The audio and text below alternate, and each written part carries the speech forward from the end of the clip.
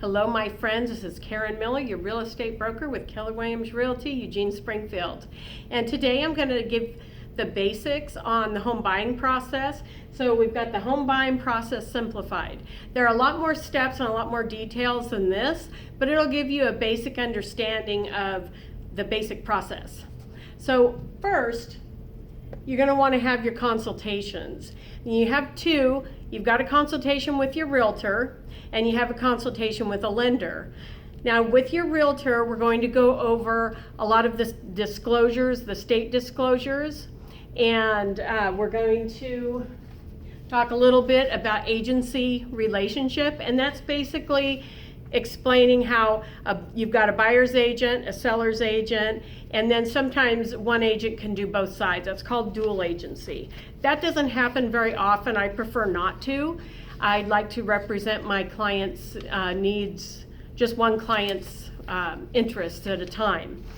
And then we will go through more detailed of the process of buying a home, and we're going to look at the sales agreement a little bit, and we're going to talk about your wants and needs. I want to know how much house you want, what area you like, kind of what your expectations are. And then we'll go through the process of communication and how I keep in touch with you and how we're going to go out and look at houses. And before we go out and look at houses, which I know you're dying to do, you're going to have your consultation with your lender.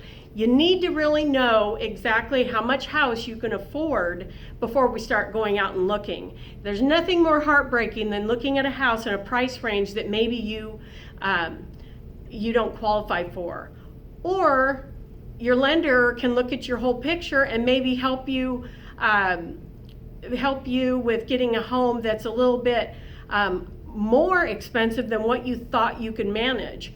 And when it comes down to, for me, what you are comfortable with in your monthly payments, I will never push you beyond that comfort level, because you're the one who has to make your monthly payments and have enough money in your budget to enjoy the rest of your life, basically.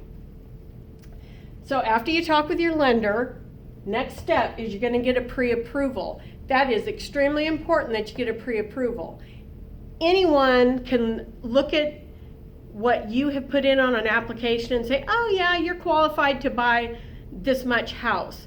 That's not the same as a pre-approval. A pre-approval is when you take all of your bank statements, your W-2s, everything about your financial information. You take that to the lender and they can verify it. They go through all of your stuff, they pull your credit report, and they really have a really good look and a solid understanding of what your financial picture is.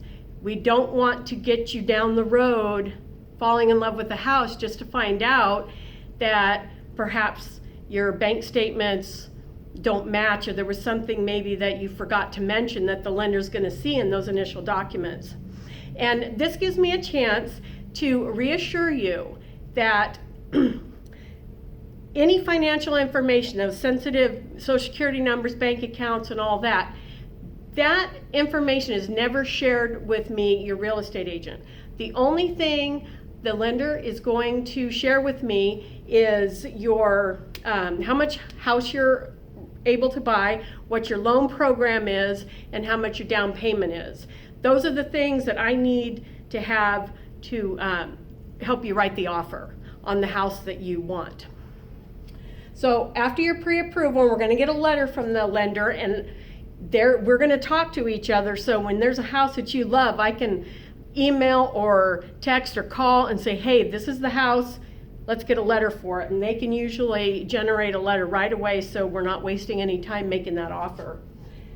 So after the pre-approval, we're going to go look for houses, and that's based on your needs and your wants list that we talked about up here in the consultation. And then we're looking for the house.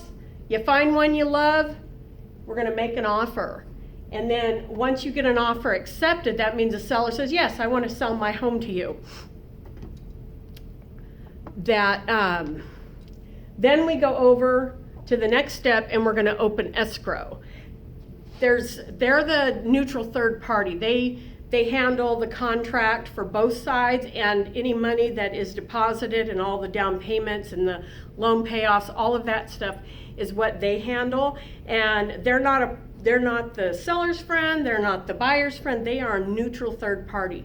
And your escrow agents are really good, they're very detail oriented, and they are very skilled at catching little hiccups that could be there or whatever, just name it. And they're really good at their jobs. That's why we love our escrow agents. Earnest money, your lender's going to tell you how much down payment you're going to need. Let's just say it's going to be $10,000.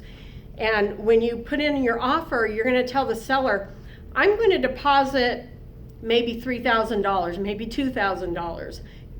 We'll decide that, when the time comes to be writing the offer. So that money, let's say $2,000, the check is written out to the escrow company and they deposit it into their accounts and they hold it. They don't give it to the seller, none of that. It's held in trust for you. And then that earnest money is part of your total down payment. So if your required down payment's $10,000 and your earnest money is $2,000, then you'll just have to have $8,000. Now that's a basic scenario. After we've got escrow open, we move on to getting property inspections and the appraisal.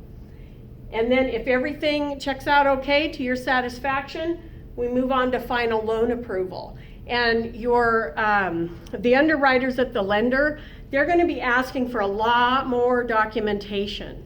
It's nothing personal, it's just that we have a lot of new regulations after that horrible recession we went through back in the early 2000s. So it's just a protection, and it's good. It's a good thing. So final loan approval, once they say, yes, you can go ahead and buy this house, we move to closing day.